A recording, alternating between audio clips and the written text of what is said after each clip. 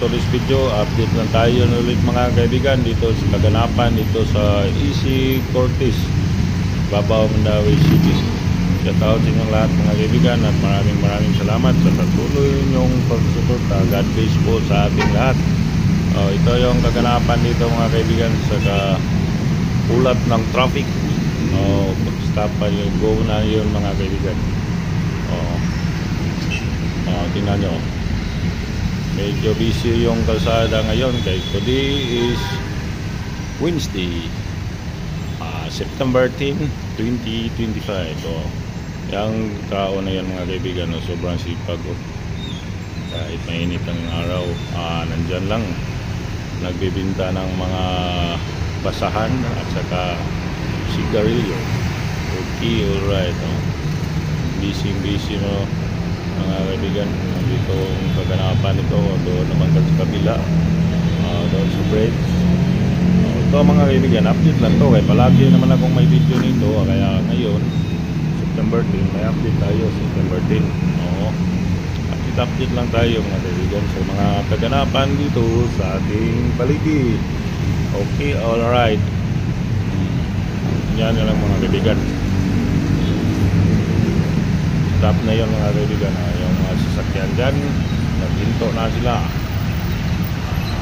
Abangan nyo ang update ito ang iba mga kaibigan. Mayroon pa itong karugtong. Okay, alright. Ito na po mga kaibigan ang ating karugtong sa ating vlog kanina doon sa EC Cortez, Mandawi. Ito po sa Mandawi, part 2 ng Mandawi pa din. Papunta tayo ng Konsolasyon. Sobrang traffic sa kabila mga kaibigan. Sobrang traffic po. Ang haba ng traffic mga kaibigan dito sa kabila ng kalsada. Part na tayo ng Konsolasyon mga kaibigan. Part na to ng Konsolasyon. Saglit lang to mga kaibigan. Nasa 3 minutes ang nata to. Karugtong lang to ng yung video natin yun kanina. Kita ko lang sa inyo kung ano ka-traffic sa kabilang lane dito sa Konsolasyon, Cebu. Okay, alright. Tingnan nyo ba ang traffic niya mga kaibigan. Okay, ganito talaga mga kaibigan. Araw-araw tong traffic na dito kasi mayroon lang kasing kalsada doong ni-refer kaya hanggang walang puwas ng traffic dito araw-araw mga kaibigan.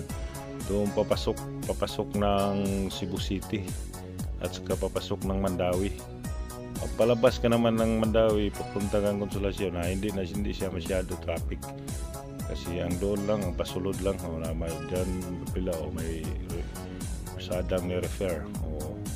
Okay, alright. Shout out inyong lahat mga kaibigan at maraming salamat po sa patuloy inyong pagsuporta sa akin.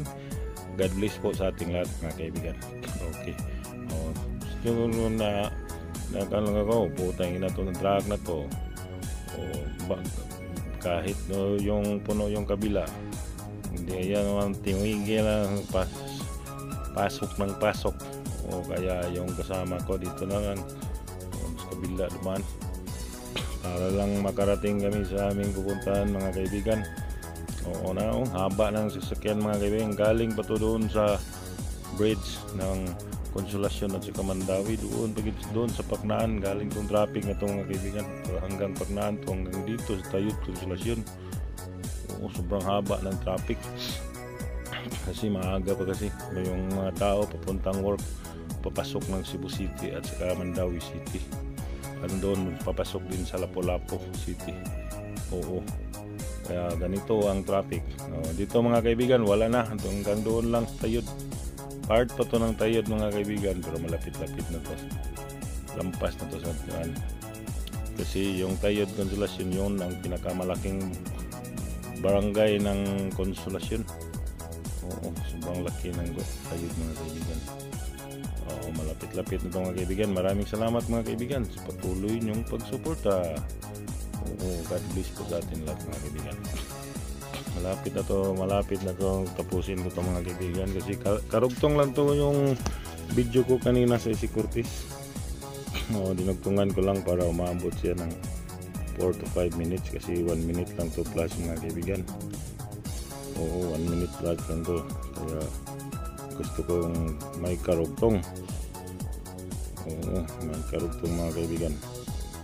At siguro mga kaibigan, hanggang dito na lang siguro tong video na to. Maraming salamat po sa patuloy niyong pagsuporta. God bless po sa ating lahat mga kaibigan. See you sa mga next vlog ko mga kaibigan. Bye bye. Thank you. Bye bye.